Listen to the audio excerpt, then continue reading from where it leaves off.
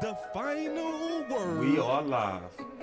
Can you turn up a little bit? There it is. A lot of people be saying the last word. Like, come on, man. I know. Nah. Come on, man.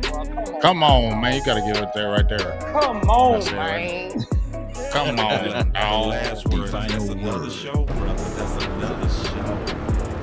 But today's show, we bringing in no other than Nick Harris. I'm excited, man. How you feeling, Nick? Man, I'm doing good. I'm doing really good. Excited to be on. You sad that it's the last day down there, my brother? No. Actually, yes. The weather I'm gonna miss. But man, I'm ready to be home. I need my bed, my car, my dog. I need all of it. I get it. Yes, I indeed. get it. It was an exciting day. Go ahead, Big. Right now, we your dogs.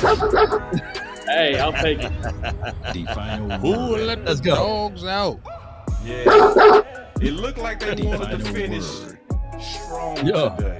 So we can Yeah, get into that. not too Practice- strong. Don't go crazy. You feel me? Practice looked lit today. If you look at Nick Harris's 12, ooh, wait. Oh, that was on fire today. I'm gonna ask him about Gilly though. Oh yeah. Gilly look kind of slow.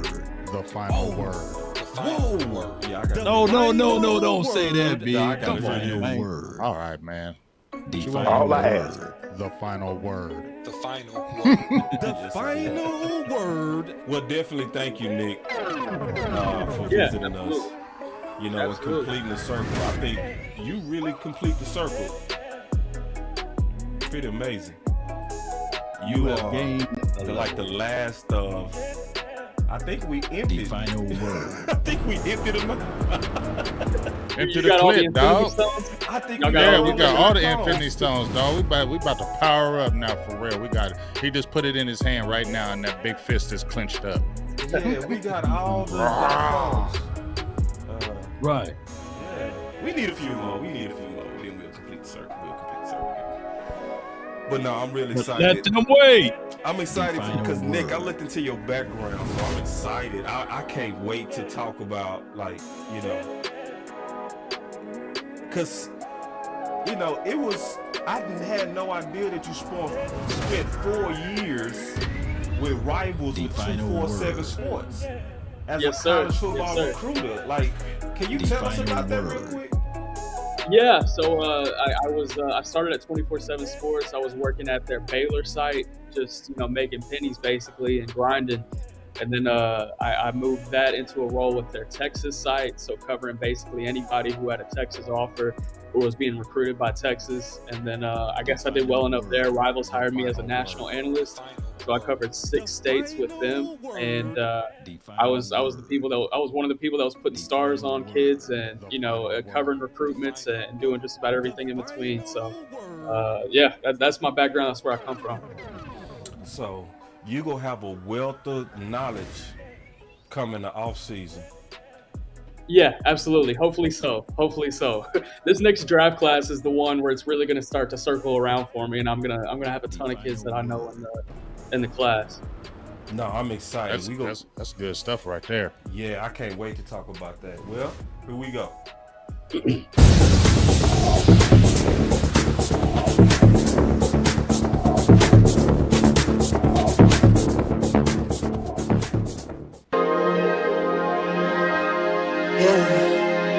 Lately I just wanna run it up. Kinda check or something. I've been really in the field, let up, yeah. I've been really in the field, let her rush, I let her feel. Lately I just wanna run it up. Don't need no deals, I make the deal. Half a ticket to a meal. Lately I just wanna run it up. Yeah. Kinda check or something. Lately I just wanna run it up. Count that too, count it up, count it up. Lately I just wanna run it up. Need them ones, I need them fives, need them tens, I need that change. To the safe, got blues inside. Greens and pinks, it's all the same. I still save and roll my change. Take some losses when I play, charge it to the game. I'm with L, yeah, I'm with T Black, I'm with Reverend now. I'm with Bay, yeah, I'm with Jay, yeah, I'm with Chuck and now. Still still the same, not switching sides, now it's about loyalty. You switch sides off for the bag, and that's worth more to me. I mix Nike with designer, I experiment. You just rock what's on the shelf, and I'm not feeling it. Search for the one, but baby girl, it's nothing real as this. Can't trust a soul, I keep a hammer, call it too legit. I've been really in the field, love the rush, I love the feel. Lately, I just wanna run it up. All right, we have no other than Nick Harris in the building. So Big, I know you said you was gonna kick it off with some things, so it's on you, brother. Well, first of all, I appreciate you, Nick. The next up and comer just got on with DallasCowboy.com, man. You know, shout outs to you already out there killing it. We already talked a little bit about how you had your background, how you got in. But, you know, what I wanted to talk about right quick, obviously you just had your first article with Zach Martin. That was good. But I just wanted to hear where you got the Nick at Night, because when I first saw that Nick at Night, I remember as a kid when I was young, Nick at Night. I remember watching Nick at Night. Like, that was the thing. Like, I couldn't wait to watch Nick at Night. You know what I'm saying? So I heard you started way back when you like were a journalist, getting in your feet in the game, and the Cowboys let it kind of transition over here. But kind of talk about that and how the beginning of it, and, you know, where do you want to take it? Yeah, absolutely. Well, first off, guys, thank y'all for having me on, man. It's I've been keeping an eye on y'all's content. Y'all do some good stuff. I appreciate it. But yeah, talking about the Nick at Night piece, it was something that I had in my first stop in professional journalism, which was at 24/7 Sports, working for their Texas site, and met my mentor, who I would have to shout out as a reason for this idea even existing, is Mike Roach. And he had a piece called Mike at Night. And whenever I came on, somebody had responded to him, was like, hey, you're going to have to give him Nick at Night at some point. And he was like, honestly, yeah, take it and run with it and do what you want with it. So, I would turn like really big info pieces, or, if I was talking to kids on the road on college football recruiting, I would ask them, questions about their recruitments and things like that. And it would be basically like an intel piece. And I worked that into my next stop at Rivals, and that was basically the same type of concept. I like to think that it became, a pretty reputable thing, and, people were looking for it on a week-to-week basis, and it was still something I wanted to transition over here to DallasCowboys.com, but, not necessarily an intel piece, because, we're getting intel every single day. So how could I keep it going and evolve the idea? And it was into a column, and I feel like the first one that came out yesterday, it was a good step in the right direction to get that going. So I'm excited to get it going, and, in the season, people get used to it on Tuesday nights. Yeah, and then obviously that Zach Martin was a big deal. It was one thing about that. Now, let me stay on Zach Martin, because I want to go to practice, because practice looked like it was juicy today. But we gonna start with Zach Martin. So on Zach Martin, it was one part of the Zach Martin that really kind of was funny to me first. And so we have all the links to these clips, the full description. We have the full link in the description, but check this out from Dallas.com. Here we go. Speaking of the business, does the raise offset the fines? I mean, how do you? Yeah, I mean, that's how I justified it to myself, is that if I got this done, and I would make more money than I would be losing money.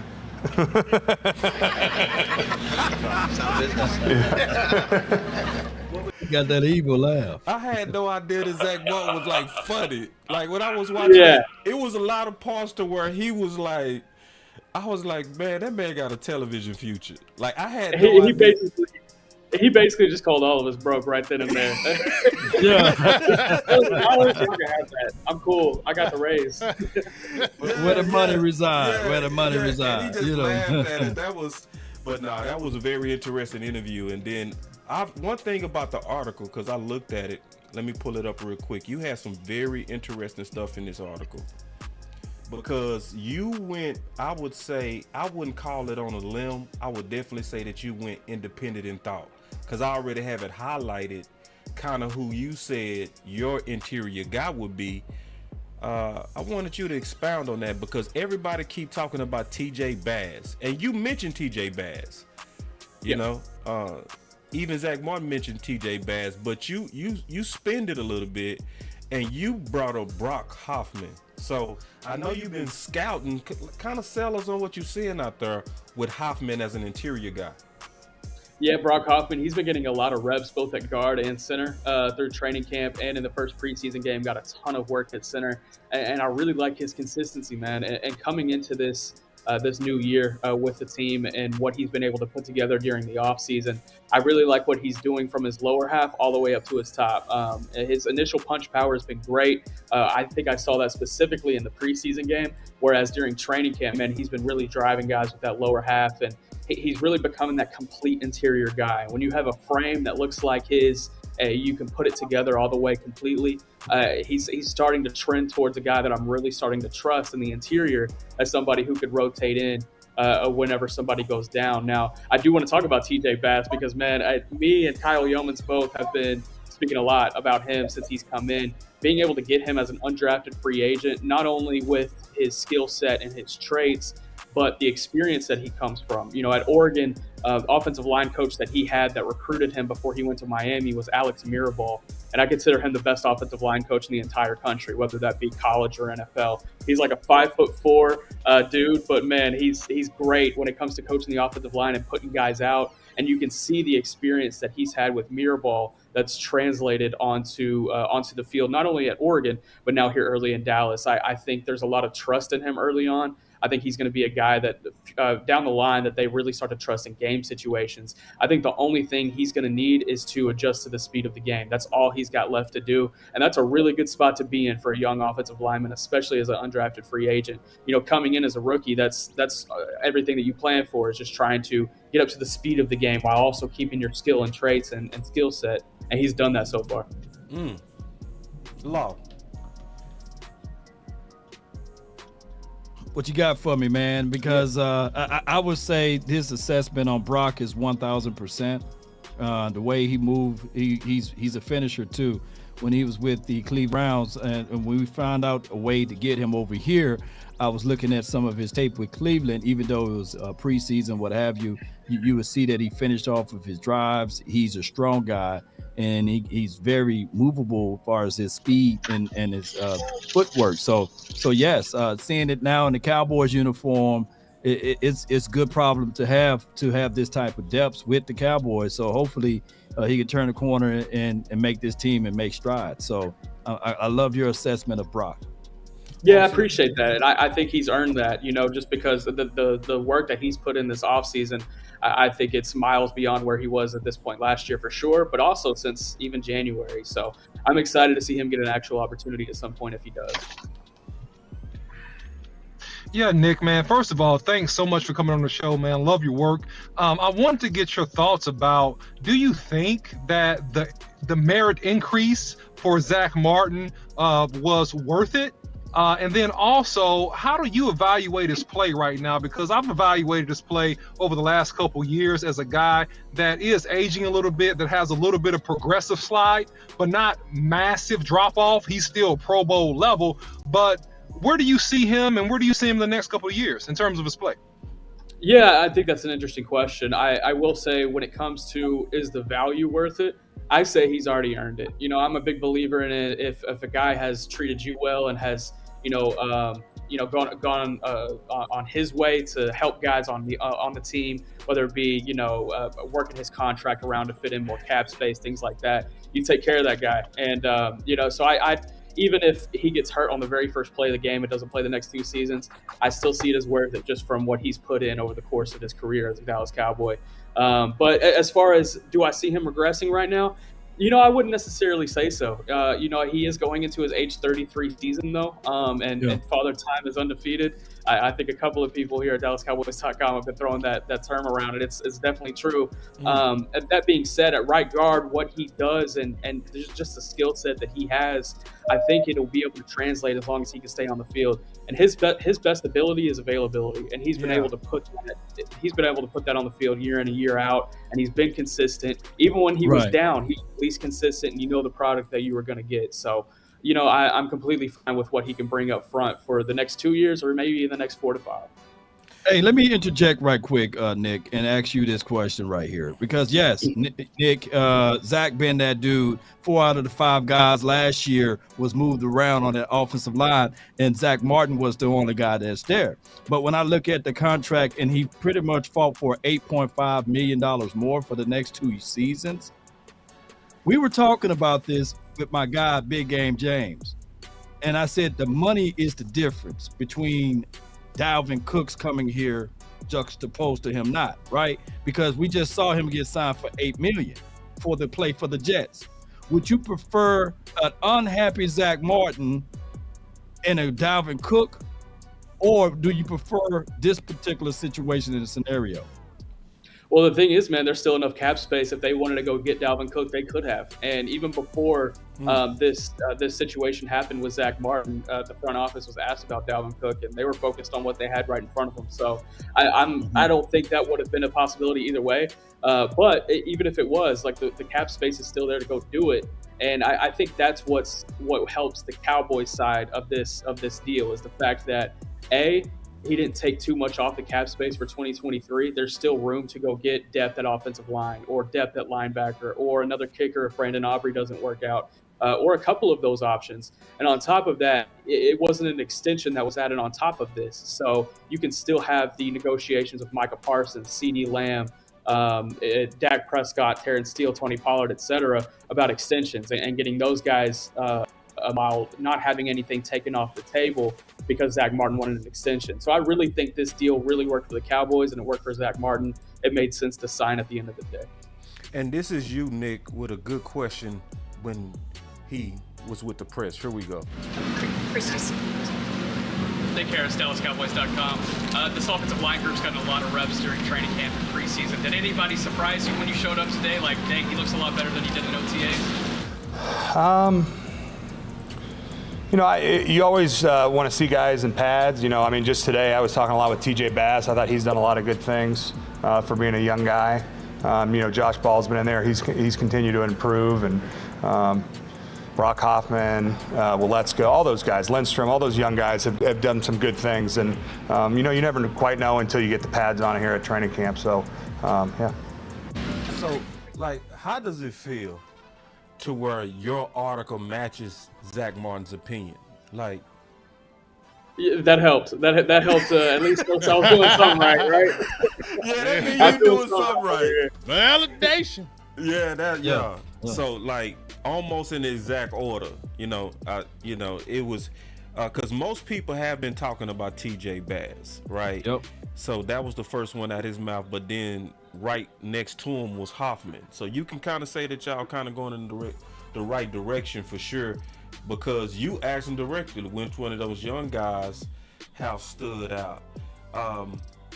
But doing the job, it was, and I want to just ask you, this part was kind of the most impressive part to me, and I want to get your opinion on this with Zach Martin. Here we go. That you weren't here, how much did you reach out to guys and say, hey, I saw this on tape, you should do this? Or it wasn't as much of that, more of just, staying in touch with them, seeing how they're doing.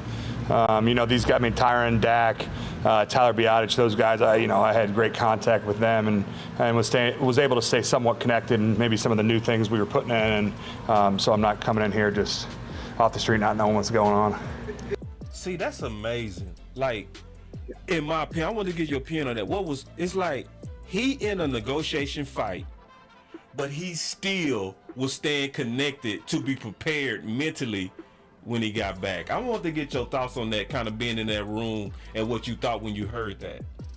Yeah, everybody on this team, and that includes Zach Martin, they know what the potential for this season is. And I don't think that Zach Martin especially would sacrifice what's going on in his business aspect with the team to sacrifice what could happen on the field with the rest of the guys that have nothing to do with that. So, he took this approach as a professional from the very beginning. I think he did it the right way. Some people have their opinions on it, and that's fine. In my opinion, he got paid his dues, whether he performs to that level or not over the next 2 years. But he did it even when the negotiations were going on. I think Tyler Smith told us on the second day of camp that he sent a group text to the entire offensive line, basically saying hey guys, I'm gonna be there soon. Y'all go work your butts off. Y'all have a good time. and let's go do this thing this season. So the fact that he had the wherewithal to do that, and then stay in touch with Tyron, Dak, Tyler, Biotish, and Smith, all those guys while he was on his holdout. I mean, that allows him to step into Oxnard day one and not miss a beat. So that just speaks to who Zach Martin is and how he was always going to approach this situation. Wow. Yeah, I mean, like I said, I didn't care how it got done. I want, if I don't care who came, it didn't matter nothing. He signed, he's in here. That's the happy thing about it. But I got a couple questions real quick, kind of two-part. Continue with this offensive line. Obviously, you talked about Hoffman. You talked about TJ Bass. But I want to get your thoughts on Asim Richards. He's the draft pick out of North Carolina, played the left tackle position. I thought he played pretty well for his first outing. Do you feel like it's solidified there? Also, with Terence Steele, do you think he's going to get his contract this season, or do you think they're just going to kind of let it go this season? Obviously, you've seen Zach Martin. You just mentioned that other guys are still up for, to get paid. Is this a situation where Terence Steele gets his now, or, I kind of want to know about that, because obviously he's put in his dues as well, and I'm sure he wants to get paid. And to go a whole season, I'm kind of trying to find out what's going on in the thinking of the Dallas Cowboys right there. And then absolutely. Aisha says hi. I'll start with, what's good, Aisha? Yeah, always tapping in. Love that.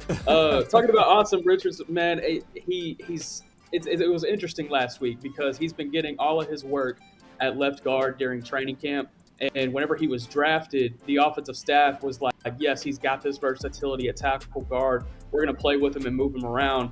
And so he got all this work at left guard during camp. And then Chuma Edoga goes down on the very last practice in like the very last 20 minutes before they played Jacksonville on that Saturday. And so it forced him to start at left tackle. And he didn't even know he was going to start until a couple days before.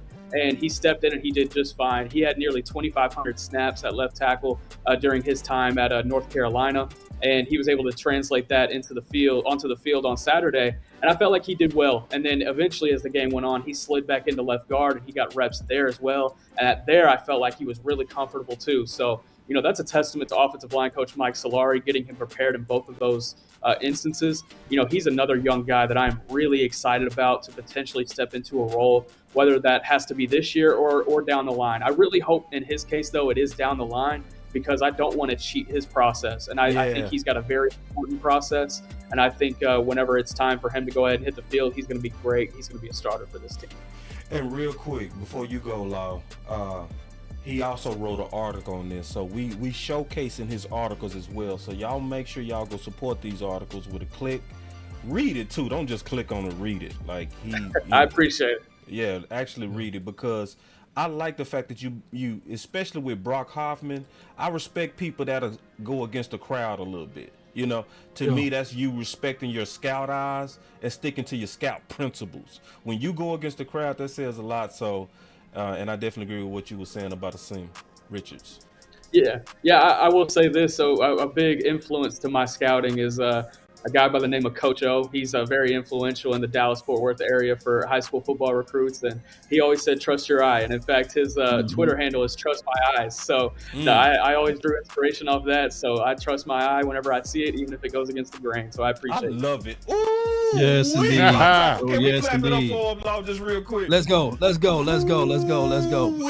on. I'm getting one of these though. Let's go, man. Let's go. I'm trying to get my clap button. My clap button is up there.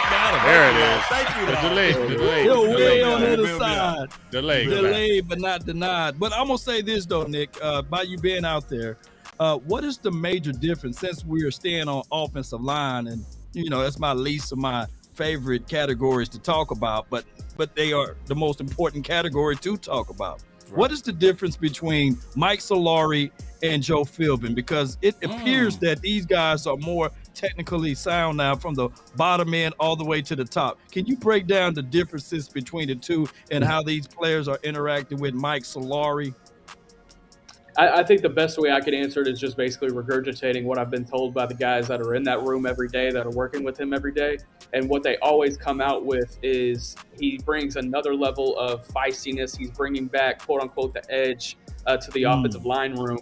And I think we see that whenever it comes to the physicality, the feistiness. Hell, that could even translate into the fights today. With Tyler Biotis gets involved and defending his boy Brock Hoffman. So, I think there's a little bit more nastiness that this room will bring. Mike Solari brings so much experience to this room. And, he's kind of old school with it. And I think the old school way is, getting your nose in the dirt and getting dirty with it, and maybe even throwing in a cheap shot here and there, which I'm all for, especially up front. The trenches is a big boy game. So we ain't getting punked off the ball anymore. Cowboys last year, Yeah. I think we were ranked bottom half of pass block win rate, and hopefully we won't see that category again. So yeah, I love it. It's Mr. Nasty time. I love it's nasty time. I appreciate you for that insight there. Absolutely. Oh yeah, the OC. Gonna break it down. I know he's ready. Oh, he froze. I know a froze look when I see it. That's a froze face. look. All right. So, That head looks too clean right now. Right. yeah, he was perfect. Like, oh, wait, you at least got to blink. Now, it was something that I want to ask Haley yesterday, and I was so mad because she had to go, because I really want to get this question in, but I was like, Nick coming, I can ask him. So this is gonna be kind of a long question, but I was looking under the lights, and I was looking at Greer, and to me, the pattern seemed to be that he went at the guys that he trusted the most. Like when he trusts you, he targets you. Like he targeted Dennis Houston over and over and over again. But then I looked at John Stevens and how he was targeting John Steve. It was crazy. It was almost like, man, you have to get intercepted, because every time he in the game, he is constantly targeting John Stevens. So I want to get your kind of thoughts on the magic of John Stevens, because, I watch all the shows and I saw how he was growing. Is this really, really, really something that's real to where he has a chance to become tight end too? Or is it something that's going to blow up in smoke, in your opinion? I want to start this in a roundabout way. With Will Greer, he gets so many reps with these guys that are in the depth of these position groups, whether it be at receiver, running back, tight end. And so he had that repetition and reputation with Dennis Houston going back to last training camp. And he was able to translate that on the drive where, that big Deuce Vaughn drive does not happen without those 3 receptions from Dennis Houston. And that's just based on that trust that they have with each other. And I see those very same trust traits being built into John Stevens as well. He comes into Dallas with a huge experience level at receiver. He played outside at Louisiana Lafayette mostly. So whenever they drafted him, they're like, yes, he's got this great receiving background, but we want to see what we can do as far as moving him in line. Can he be a tight end?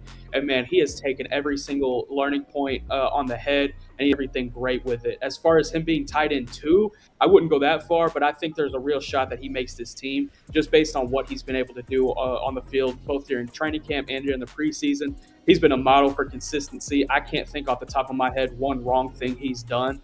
And man, I have to give a shout out to my boy Kyle Yeomans, because at the very beginning of camp, he shouted out John Stevens and was like, "Hey, let's keep an eye on this guy." And sure enough, he was on the money. I think I told Kyle like a couple weeks into camp, I was like, "Hey man, I'm just gonna let you know I'm co-pilot on this train right now." So with it. Yeah, I saw that story. Yeah, between y'all too. Yeah, I mean, I think, and here's the thing, I want to, talk about this. We talked a little bit about this yesterday. I mentioned it yesterday, but the excitement about me is when you see Mike McCarthy, I just see that he wants to get these athletic type tight ends, man. I mean, when I look at Ferguson, I look at Hendershot, even McEwen has some athletic ability. Shoemaker, who they drafted, ran a 4.6, and he was plenty athletic enough. And then you got Stevens. I think we're finally breaking that mold of the tight end that we've seen in the Dallas Cowboys for a long time. And now we're kind of seeing more of the Mike McCarthy way and how he wants his offense to look and how does he want his tight ends specifically to look. And I'm number one excited about it, because now I feel like we're seeing an athletic ability from that tight end that we have needed. We've had the receivers, we wanted speed, we added speed with Cooks, but now when you get these tight ends that are athletic, it really makes the game a lot more easier for your team and your quarterback. So you can just once again see the Mike McCarthy way, his imprint as far as on this offense and this team, and I like the way it's going. Hey, Big. Yeah, I can love that play something? evaluation, James. Yeah, absolutely. Can I play something real quick? This is from Dallas YouTube, and we had a full link in the description. But I want to get your opinion on this, Big, as well as you, Nick. But here we go. It's nice having the guys we have now, and even the guys that didn't play today. I mean, there's so many options out there, and it's going to come down to, hey, you got to leave somebody one-on-one. But I think it starts with just having trust with Dak and having trust with Coop, and knowing that, hey, we see this certain coverage, that ball's coming to me. John Stevens, what have your impressions been from him? Stretch is a baller. I mean, he's making plays in practice, making plays in camp, made plays tonight, and I think that's he's not even touching the surface right now. He's a great player, and excited to see what he kind of molds into and what he does for this team. What's it like when you see a guy who's so new to the position and he's got those natural tools and you've seen a background, like how much you find yourself kind of thinking, man, how good can this guy be? Yeah, like I said, he's got a high ceiling, and I don't even think we've even seen any sort of that yet. But like I said, he's making plays right now, and he's one of those guys that can definitely help us down the road. Wow. So when I heard that from tight end one, Nick, I got to start with you on that. Like when you hear that from tight end one, first of all, the level of unselfishness to praise your competitor like that says a lot about him. But what's your thoughts on that? Yeah, that tight end group, first off, is extremely close. If you see one of them, you see all of them. They're always doing something together. And so they're always going to praise each other. It's a young room.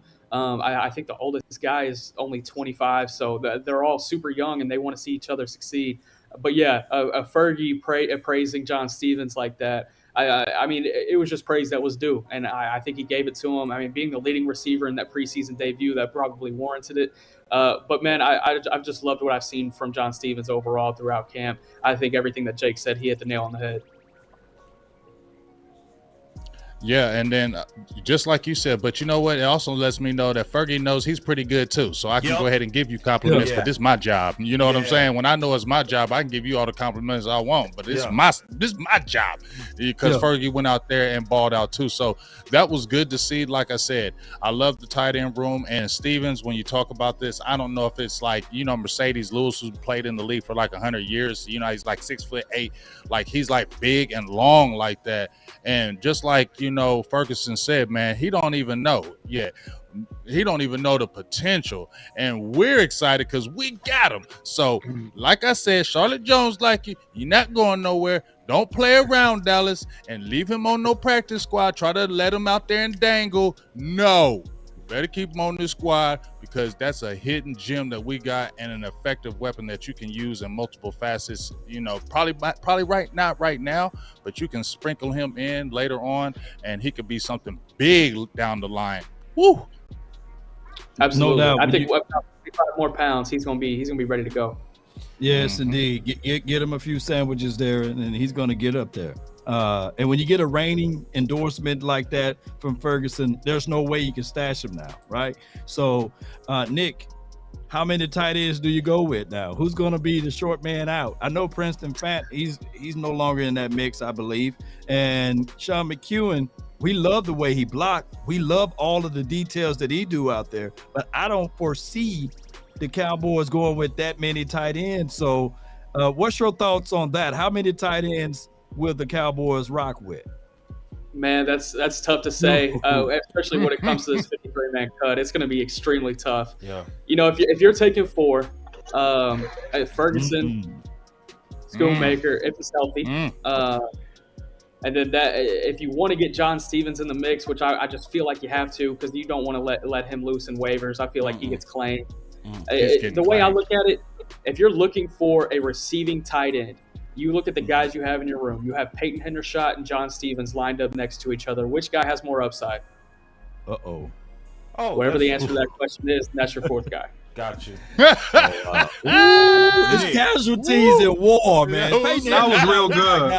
That was real good. You told the line on that. That was real good. That was slick. That was real good. I'm learning. He pulled a slick one. He said he learned it. It's gonna be a hell of a good one. Hey, Nick, when you write that article, it's gonna be a hell of an article, though. It's gonna be a hell of an article. Yeah, he said, right in there. Hey, I know he's saying, man, I'm staying out those woods. No, sir. No, sir, I'm not gonna answer that directly. Hey, but Nick, I tried to get him a little bit. Yeah. no, but I respect it. I respect it. Game respects game. Game respects game. Nick say you not gonna catch me slipping, dog. Not these streets. Hey, but Nick, I want to ask you from my film evaluation of Stephen Jones. I didn't see a bad blocker. I saw a decent blocker. Right. In the game. Now, what I don't see is practice. Does is it something to where he progressed up to where he was in the game? Because I didn't see a bad blocker at all in the game. Matter of fact, I saw pretty good. What's your thoughts on that? Yeah, absolutely. I think he's done everything great when it's come to putting his hand in the dirt. You know, we talked to tight end coach Lunda Wells about that. I think it was last week or the week before last. I'm losing track of time, but he said he was really impressed with what he's been able to do from a blocking standpoint and taking that and putting it into his game because that's what's going to make him a tight end at the end of the day rather than just a receiver. And they really love what they've seen from him from a progression standpoint on that point. I would love to see it even more against Seattle. I think there's some interesting battles that he'll have against Seattle to where he'll be able to show that a little bit. So, I want to see it more and only go from there. Are you good on time? Yeah. Okay. OC, you with us? So real quick, Nick, I want to throw a question out to you. Something I've been really interested to kind of get my mind around, and you would know this being out there. How's Tyron Smith looking? How's his strength in his lower half with the hamstring? How's his lateral movement? How does he look, in your opinion? Yeah, he looks good. We actually just talked to Tyron today, and we asked him how healthy do you feel? How do you feel like you're playing? And he said, A, this is the healthiest I've ever been, and B, he said, go. So, I didn't mean to cut you off, Nick. But no, you're good. That's exactly what I said. That's exactly what I said. So, I'm excited to see what he puts on the field. I'll say that. Well, how do you substantiate it? Maybe Nick, I'm not trying to get you in a pickle here, but Nick, there was some times where Micah Parsons blew by him like he wasn't standing there in practice. How is he dealing with the speed rush? How is he dealing with the change of direction in terms of his passes? I'm not seeing all the practice. I mean, you're seeing more than me. How is he dealing, and particularly in that aspect, with the speed rush, speed to power, and change of direction? I think from a fan base standpoint, we don't need Tyron Smith to be peak Tyron Smith. Right. We need him to be the guy that can be reliable as a left tackle. And when it's going up against Micah Parsons every day, I feel like I've talked about this a couple of times, just with this offensive line as a whole, going up against this defensive line group and this pass rush group every single day of camp. It's like buying Madden 24 and starting the game on all Madden and just getting your teeth kicked in, and you're gonna have to work your way down to all pro, and then work your way back up on the difficulty level.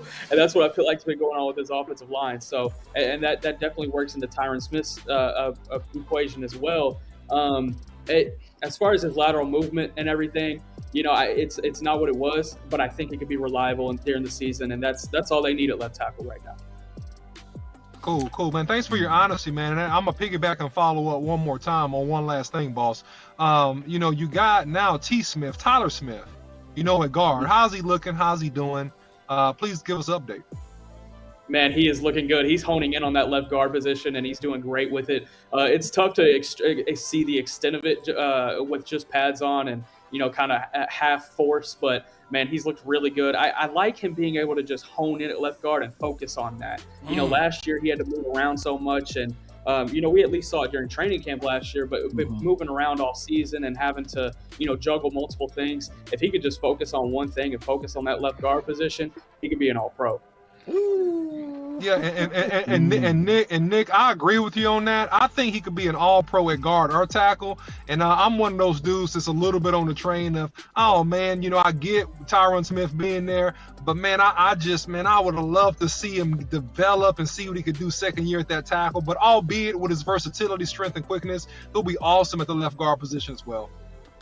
I'll tell you this: if he goes down at left, if Tyron Smith goes down at left tackle at some point during the season, and in this predicament, hopefully it's later rather than sooner, I would rather see Austin Richards step in at left tackle and Tyler Smith stay right where he's at left guard. Wow. Ooh. Really? Dope right there. Really? That's dope. Yeah, I know that kind of goes back to me not wanting to see his process, but I really like what I've seen from him and what he can do up front. Yeah, That's saying a big lot. role. That's saying That's a lot big. about That's how he's performed. See, because the thing That's a about big compliment. and I That's a huge respect that compliment because coming you out from there you. You know? every day. Now hey Nick, we all go watch that Seattle game now, boy. Right. You looking at that. Hey, I'm looking if at we get Will to go by, Lesko go ahead. and Richards. I'm looking at it. I'm like, Nick. Dick. Nick. Nick, we gotta have a Nick. meeting. Cause Nick, I'm gonna keep it real with you.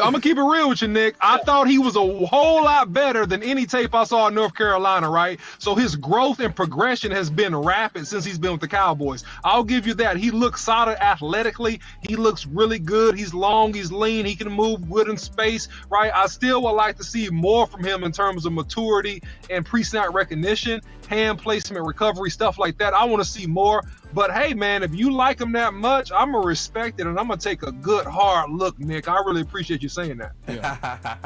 And also, if the Cowboys are able to pull this off, I believe we should build a statue for Will McClay right beside Sky Mirror. Right beside Sky Mirror. Just put it out there somewhere. Will McClay. Go ahead, Nick. Yeah, and I want to speak a little bit more on this Austin Richards deal. You know, if this happens week 13, week 14, and they need a depth guy to step up, you know, I would hope it would happen then. If it happened earlier in the season, then yeah, go ahead and push Tyler Smith out the left tackle and figure out what you want to do at left guard. I'm so important about not cheating that process, but I feel like that process can be really fun on the other side. Who having a better count, Richards or Will Lesko? I would. Good one, boss. That's a good one, boss. That's a good question. That's a good question, boss. I like that question. one. If we're taking into context the experience that both have, I would say Richards. But if we're looking at it just from player against player, I say it's really equal. Okay. Equal. Who's having a better camp, Jalen Tolbert or Michael Gallup? Oh, you dirty. Oh, there you Get go. over the wide receiver, He baby. over there starting stuff. He's starting stuff. He's starting it. I'll say this. Let's My talk answer is Jalen Tolbert. My answer is Jalen Tolbert because, and I'm not saying he's a better receiver, and I don't think he's close to being wide receiver 3 at all. I'm saying he's having the better camp just because he had to come in and prove something, and he proved it week 1, and he stayed with it every single day. You know, we came into camp talking about who's going to be wide receiver 4. This is going to be a fun battle, and Jalen Tolbert shut down that conversation very early, and it hasn't really popped up since. So, you know, that's why my answer is Jalen Tolbert there. And Michael Gallup has done everything in his own right to, you know, stay where he's at, too. I think he's going to have a good year as well. Man, I'm telling you, Nick, because we talked about this yesterday, Nick. Okay, and I think that Jalen Tolbert has the upside if he continues to progress. And I really hate he almost lost that year messing around with, you know, our ex-offensive coordinator. But I think that, man, he has the upside to be 1B-ish maybe, right? I think that he has that much talent, man, if he gets his confidence, because he's used to being a number 1 receiver coming out of Southern Alabama, man, and that dude has a lot of tools. That's my opinion. All right, I've been excited to ask you this all day. What in the world happened today at practice? So we on your Twitter. I want to talk about any one of these videos that you got, like, cause you got goal line stuff. You got like, you got the, look at that. What? Like he said, don't be swinging your hands, dog. Get out of here. Get out of here. Let's start with this one, Nick. Can we start with this? So we got Cal Yovis. We had him on last week. And he said, who's your favorite coworker, by the way? Yeah, and so you know, Cal, he kept it real. He said, follow the second scuffle of practice. Dak Prescott with some heavy words for Micah. Dak was the first to talk with Micah after it all started. If you wanted clarification for whose team it is, here's your answer. Ooh, looks undeniable to me. Undeniable to me. Yeah, so what's your, like, what happened? Like, so you was out there with, like, and I saw some of the practice, but what rose to all that emotion? Man, so they were doing offensive line and defensive line one-on-ones at the same time. They were doing skill one-on-ones on the other side of the field. And I was at skill, and a lot of guys were over at the offensive line, defensive line as well. I think it was like me, Clarence Hill, Calvin Watkins were over at skill, and it was Patrick Walker and maybe Todd Archer, and those guys were over at offensive line, defensive line. And there was a rep between Brock Hoffman and Sam Williams where Brock got the best of him. And he was feisty with it, and you'd love to see it in the one-on-ones. And Sam maybe didn't like something that happened towards the end. He tried to go back in and maybe hit him with a cheap shot, and Tyler Biotish came out of nowhere and leveled him. That laid the groundwork for the second fight because everybody was already heated, everybody was already on one. And then whenever that second fight reared up and came around, it was Tyler Biotish and Micah Parsons going at it, and Micah basically just defending his boy.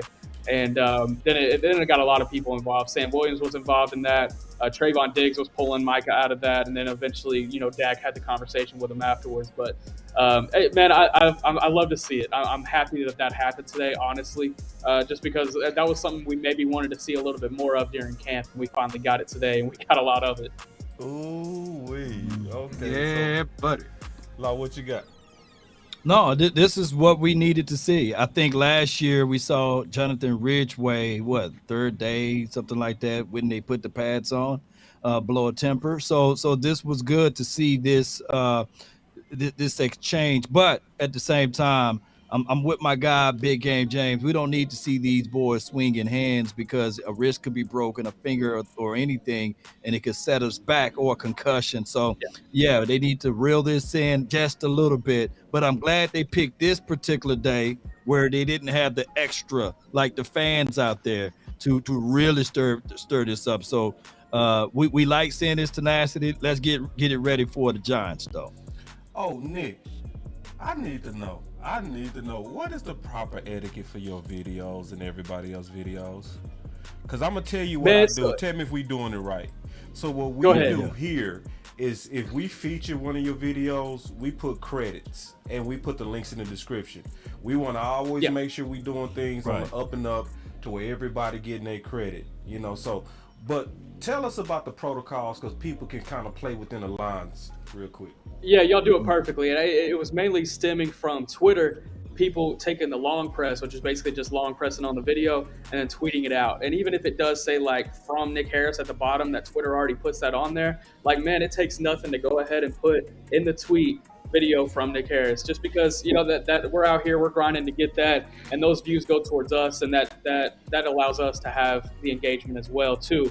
And man, I feel like I'm actually pretty easy going with it when it comes to those sorts of things. A lot of people are much more strict about it. They would rather you just quote tweet and not take the video whatsoever. See, I don't even want to go that far. And that's why it kind of upset me yesterday when I see all my videos on the timeline. Mm-hmm. I'm like, damn, I didn't get any notifications for any of these, and I'm not getting any followers off of any of these. So it's just basically like, hey man, if you want to take the video, I'm completely cool with it as long as you tag me in the tweet. Completely cool with it. So hey, you was like this. Stop! Hey, come back! Exactly. All right, so listen, y'all. Nick was like, hey, y'all slow it down, man. Give me my credits, man. So first of all, everybody, do Nick a favor, because this is some good videos we see right here. Some very good videos. First of all, good stuff. Make sure y'all follow him, and then follow the protocols.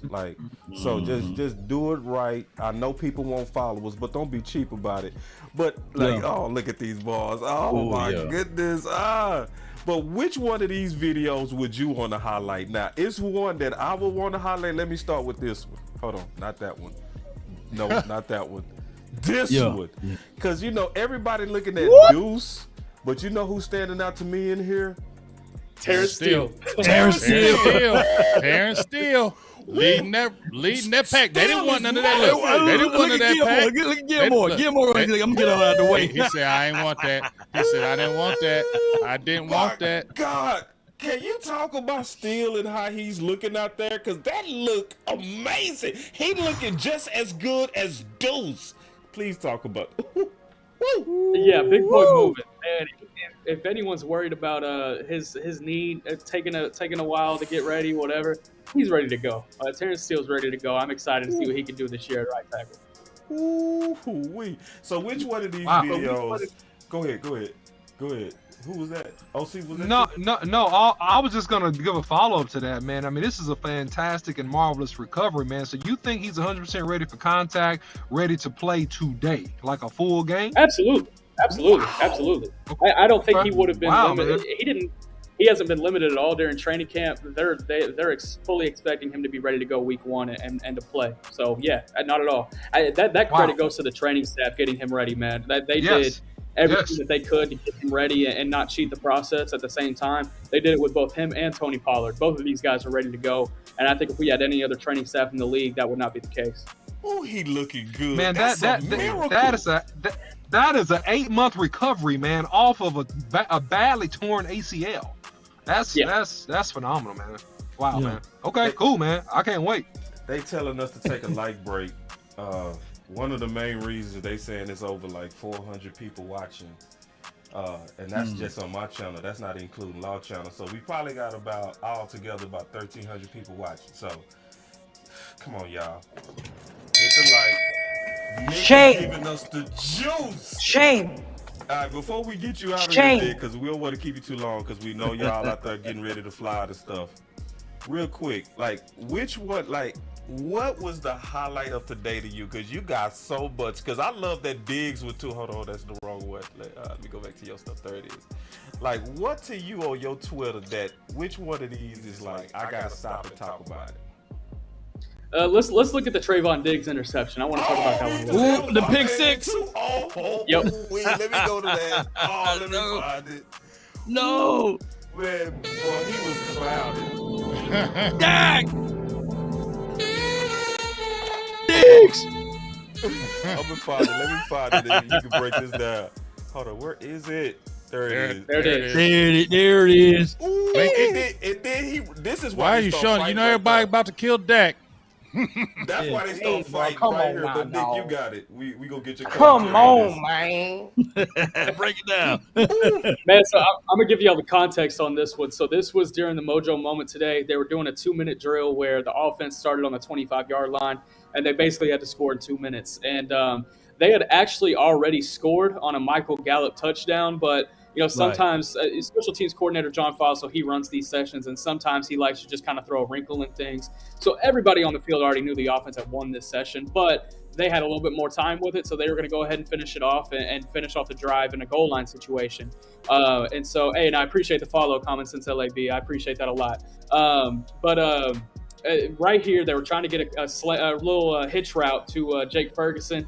Trayvon Diggs was just keeping his eye on the quarterback the whole time, kind of sneaking behind Jake, and he jumped it, and he was gone. I think in a game, that's 6 points. And he looked good right there. He looked great. Yeah, man. And that was mine. I was going through your Twitter. I was like, which one of these do I want to talk about? But anyway, we do have something. Did y'all have anything else, Big Lock? Oh man, before you get up out of here, we ain't really got to talk about this defense, so I just want to ask you about a couple of players. I'm gonna name a couple of players, and I just want you to give me your thoughts on it. Is that cool, right quick, Nick? Yeah, absolutely. All right, so number one, quick thoughts. Isaiah Lamb. I like him. I think he did. I think he did a lot of great things in the opener. He was probably my biggest surprise in the opener, and that's not to talk bad about the camp he's had. It just surprised me the production he had on the field on Saturday. Devin Harper. Good one. And that linebacker room, there's a lot of youth. There's a lot of athleticism in that room. Devin Harper, I think, is doing a good job of keeping up with it. But man, it's gonna be a hard fought battle in that room moving forward. Oh, Jabril Cox. Good one. Same thing. Refer to my last as well. I would say this about Jabril Cox. The athleticism is really starting to show in the last week. That last week at camp that he had going into the Jacksonville game was some of the best work that I've seen him put together as Dallas Cowboys. So I'm really excited to see what he can do when he gets on the field and gets his opportunity. And my last one, Overshown. I know we all talked about him, but now, that he's shown up a little bit. We've seen that excitement. What kind of chance does he really have during the season now? I mean, we know about our regular guys, but is he really? Because a lot of people talking about we love the pick, but it could be red shirt, special teams. But this kid is already showing. Does he have an actual chance to be on that 53 as far as game time situations? You think that will happen? I'll say this. I think he'll make the 53 because of his special teams work. I mean, I haven't found one person that can knock what he's done on special teams, especially John Fossil, special teams coordinator. As far as him rotating in on defense, man, I think he has a really good chance to be that first guy that rotates in whenever somebody needs to take a snap off, whether that be Damone Clark, Leighton Vander Esch. He's versatile. He can come in for multiple guys. He can do a multitude of things. I would really like to see him get rotated in on the field this year. And just my prediction, I think he does. Kelvin Joseph. Man, I think he has the potential to be type of a special teams ace. And I really love what he's done as far as adjusting to the athleticism of these receivers that have come in, these young guys. I think he's done a good job of staying up to speed with them. But man, it's an athlete's game, and one wrong step can lead to one wrong direction. So we'll see with Kelvin moving forward. Nick is good with it, ain't he? Nick good with them. He good with it, ain't he? He good. That boy good. Y'all gonna get me in trouble. But since everybody doing these rapid fire questions, I got one more too. If we do a rapid fire questions, and this is what I know everybody want to know about.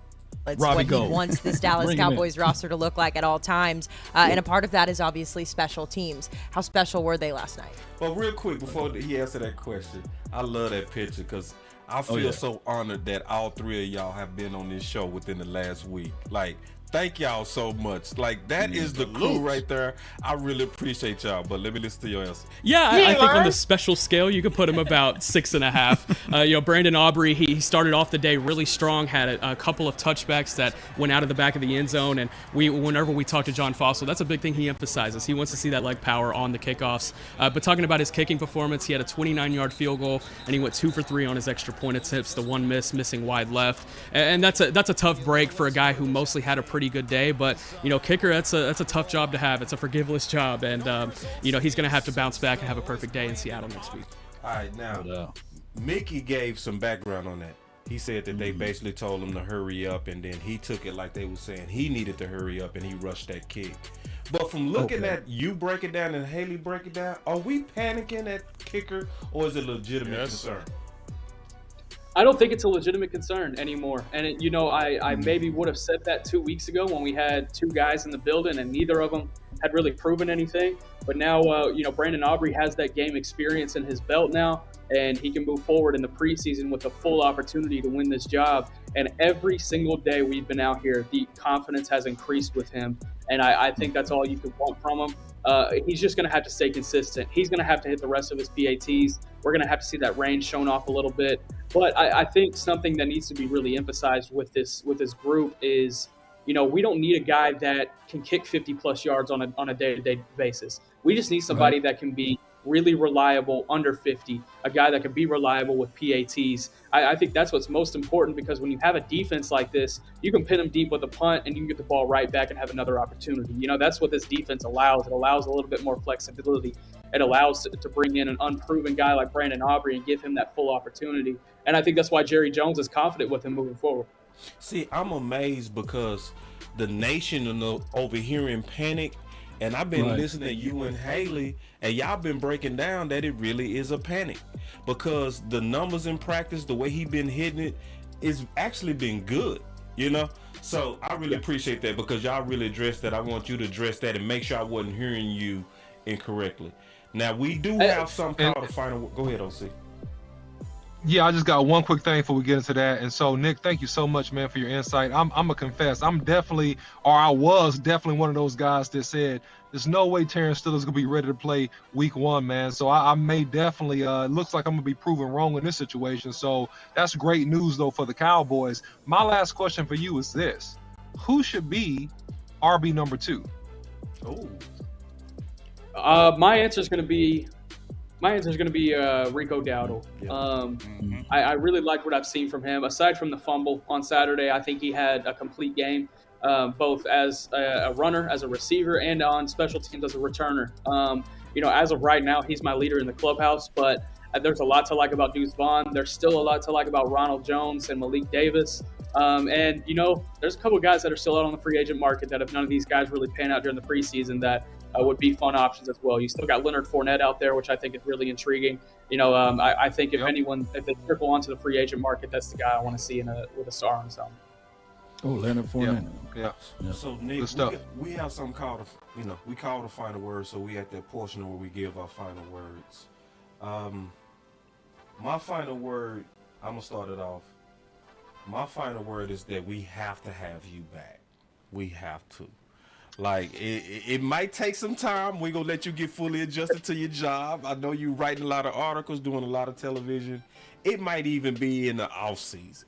But Nick, I really enjoyed this. Man, it won't be that long. I appreciate y'all having me on for sure. It won't be that long. Just hit me anytime. I'm always down to do this. I love it, man. And again, thank you. First, tell Cal Yeoman, I know y'all roommating right now. Tell him thank you. Yeah, he's in that door right there. Is he? Yeah. Hey Nick, he been in my chat saying, oh, he went by the great coworker who's the great coworker. He just went by the question. He just played me off. He been clowning the whole time up here. Yeah, and I'm looking at the likes. I give up. I'm done begging. I'm not begging no more. I've been to the final word, but man, thank you and I can't wait because I'm excited in the off season. Looking at your background, I'm so excited to talk draft with you. I am too. Ooh, I said, whoa, he got 4 years of scouting. Right. Oh yeah. I was like, if the Dallas Cowboys don't use you, trust me, we gonna call you. We gonna be like, you gonna work somewhere. I don't mean, literally. You know what I mean. I'm just excited. I know what you're saying. I appreciate that. 4 years of scouting? Oh wow. You talking about somebody that's so anyway, I'm excited and thank you for committing to come back. We gonna hold you to it. Absolutely. No doubt. Absolutely. Okay, B. Well, they drag racing out here. Hey, but really appreciate you, big dog. Kyle, I love how he, we had him on. He suggested, hey man, go holler at my dog Nick, man. He did. He's that guy. Yeah. And I immediately did it. And y'all two just blend. That's great that y'all roommates because y'all two the coolest for real. Y'all. I love y'all's attitude. I love y'all happy go lucky. Y'all just free when y'all talk with us, and that really means a lot to me as a person. So we definitely want to have you back, especially with the draft. We get hot and heavy with it. We love that background that you have, and interviewing the high school athletes and things of that nature. I've interviewed quite a few Texas athletes, and just to know that you have that background gets you excited. So just thank you for taking out your time. It was an excellent show, excellent time, and really just waiting to get you back on and talk some more football, especially draft. I think that's when we really want you because that's going to be a fun time. But I appreciate you taking out your time, man, and keep killing it over there with DallasCowboys.com. That's my final word. Absolutely. I appreciate that. I got a question for you, James. I saw your last name is Yates. Are you related to Ryan Yates? Yep, that's my cousin, big dog. Okay, yeah. So Ryan, I said what's up. That's one of my guys.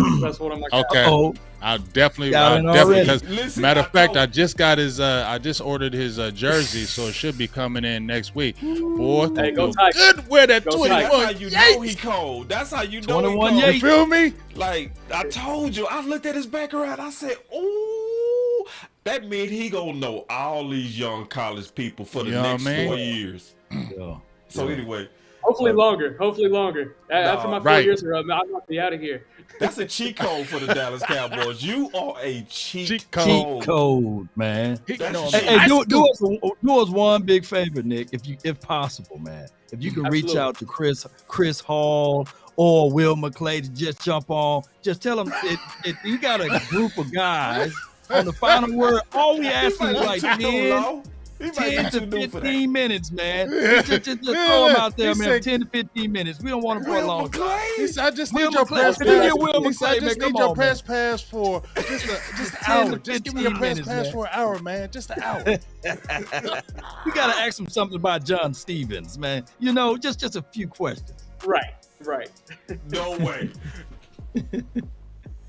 Yeah, man. So Nick, man, fantastic, man, football guy, man. Love your spirit, man, and thank you so much for taking the time. Hey, man, you get a minute, man. You in North Dallas. I live North Dallas, man. I love to, man, treat you to lunch or coffee or tea or whatever, man. Just talk some ball with you, man. So love to have you on again, man. Thank you for committing to that because we definitely will be back in touch about that, man. And so salute to you. Congratulations on the position, man, and just keep rocking, man. You're doing a great job.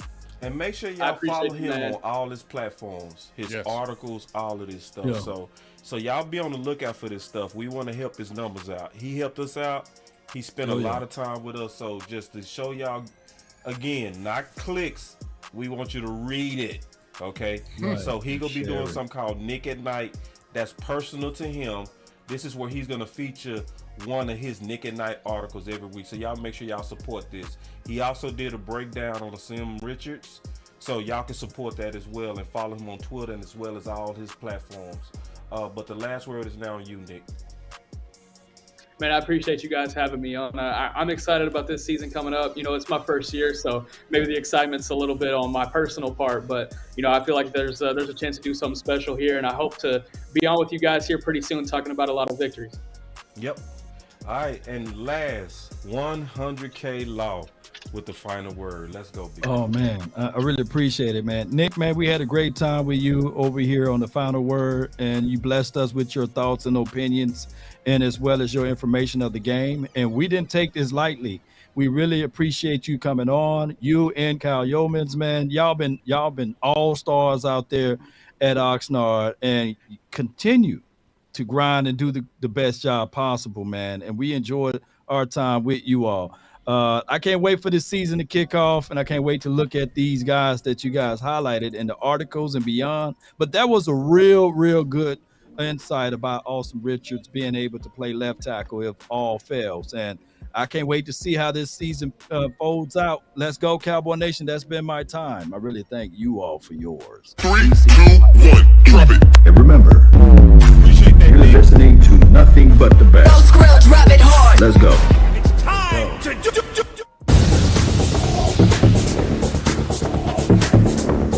Follow Nick, y'all. Follow. Yeah. Share. Share. Follow. Yeah, I just wanna run it up. Kinda check or something. I've been really in the field, let up. Yeah. I've been really in the field, let her rush, I let her feel. Lately, I just wanna run it up. Don't need no deals, I make the deal. Half a ticket to a meal. Lately, I just wanna run it up. Yeah. Kinda check or something. Lately, I just wanna run it up. Count that too, count it up. Yeah. Count it up. Lately, I just wanna run it up. Need them ones, I need them fives, need them tens, I need that change. To the safe, got blues inside. Greens and pinks, it's all the same. I still save and roll my change. Take some losses when I play, charge it to the game. I'm with L, yeah, I'm with T Black, I'm with Reverend now. I'm with Bay, yeah, I'm with Jay, yeah, I'm with Chuck and now. Still the same, not switching sides, now it's about loyalty. You switch sides off for the bag, and that's worth more to me. I mix Nike with designer, I experiment. You just rock what's on the shelf and I'm not feeling it. Search for the one, but baby girl, it's nothing real as this. Can't trust a soul, I keep a hammer, call it too legit. I've been really in the field, let her rush, I let her feel. Lately, I just wanna run it up. Run it up, baby.